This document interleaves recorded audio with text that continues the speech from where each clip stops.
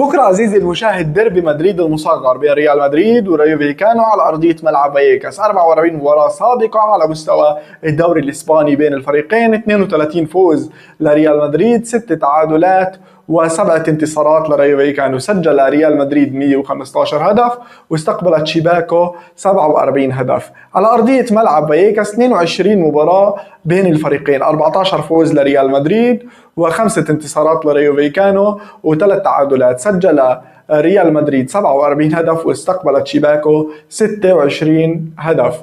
فعليا الهداف التاريخي لمواجهات الفريقين كريستيانو رونالدو ب 12 هدف، يليه كريم بنزيما ب 11 هدف. في آخر 9 مباريات تمكن رايو فايكانو من تحقيق انتصارين فقط على ريال مدريد.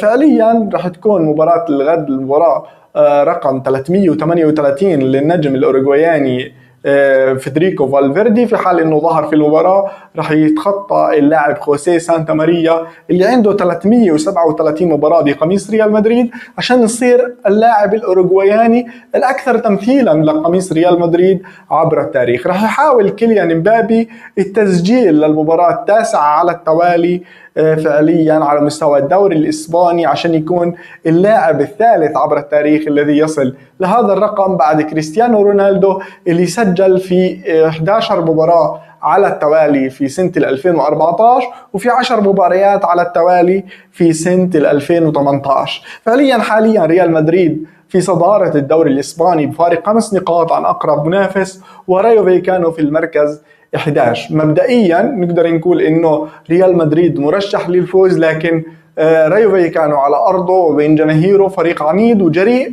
وممكن يصنع المفاجأة. وبتمنى لكم طبعا مشاهدة ممتعة للجميع.